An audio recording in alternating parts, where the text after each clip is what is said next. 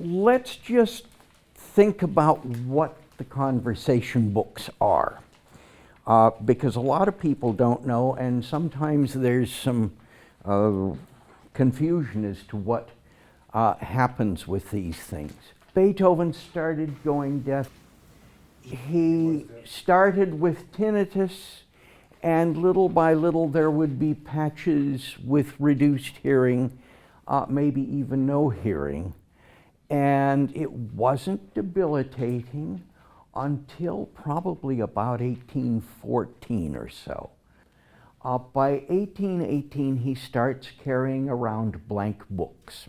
The first one that survives, which is in the Beethoven house in Bonn, it's kind of an anomaly because it dates from February and March, just really about a week in 1818. And then we don't have another one that survives until 1819. He's in public. People are writing entries for him to answer out loud. So we hear one side of a telephone conversation with Beethoven. We don't hear his voice most of the time, but we hear theirs. Then when the conversation books kind of continue, he buys big books. I mean, he buys 50-page books or 75-page books to have for people to write things out for him. And then he starts using them for writing his shopping list for the day. Then when he goes to a coffee shop, a cafe, to read the daily newspapers, he'll write the advertisements for books in there. Not only things that he would like to see, but especially things he would like to look at as something for his nephew Carl for his education. What is interesting about so much of this is that when Beethoven copies these advertisements, he's spot on accurate. We hear about the illiterate Beethoven, and the illiterate Beethoven is not there.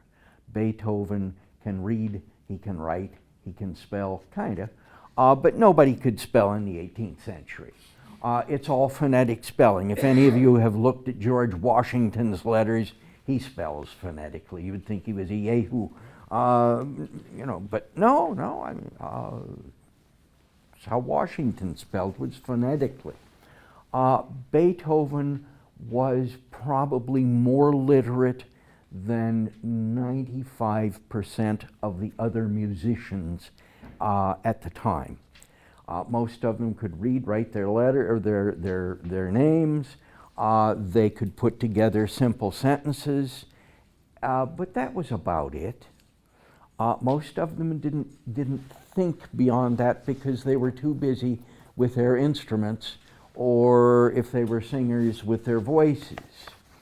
Occasionally, though, the singers would be more literate because the singers had to deal with language as they sang, German, Italian, French. And so we start looking at these things in context of what they actually meant at the time, which we've never been able to do up to this time. And we've got this, I hope, annotated for you to read when you go through the conversation books. Now, Beethoven gives a second concert, 23rd. The first concert is May 7th. Second concert is going to be May 23rd. He needs a new attraction to help bring people in. Carl Czerny.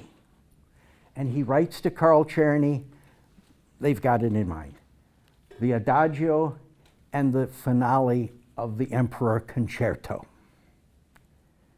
Czerny writes back to Beethoven and says, do you think, after all of this time not being in front of the public at large, I mean, he played every Sunday at home, private concerts for, half a dozen people, But do you think after being away from the public at large, that for as long as I have, that I can get into practice really quickly? Forget it. Besides, the Redutensaal, where the second concert's going to take place, not in the theater, but in the ballroom, he said, it's the most ungrateful room on the face of the earth for a piano. So he pulled out. So they got a tenor to sing a Rossini aria instead. They liked that. Except some of Beethoven's friends didn't like it. But Beethoven had made a deal with the theater. They didn't know what the income was going to be like. So he made a deal with the theater for the second performance. Whatever the income was at the box office, he would simply take 500 gulden. That would be his take for the concert. The rest of the profit would be theirs. Ultimately, they lost money because they didn't get that much by way of ticket sales. But they insisted that Beethoven take his 500 gulden. He himself said he wasn't sure that he should, but they finally made him take it, and he said, I am very unhappy taking this money, knowing that the other theater, the Theater an der Wien, the orchestral musicians and the choral personnel haven't been paid for 3 months. But he took the money. It wasn't much, but because he had to spend his own money for the copying of the score and parts and what have you for his initial concert.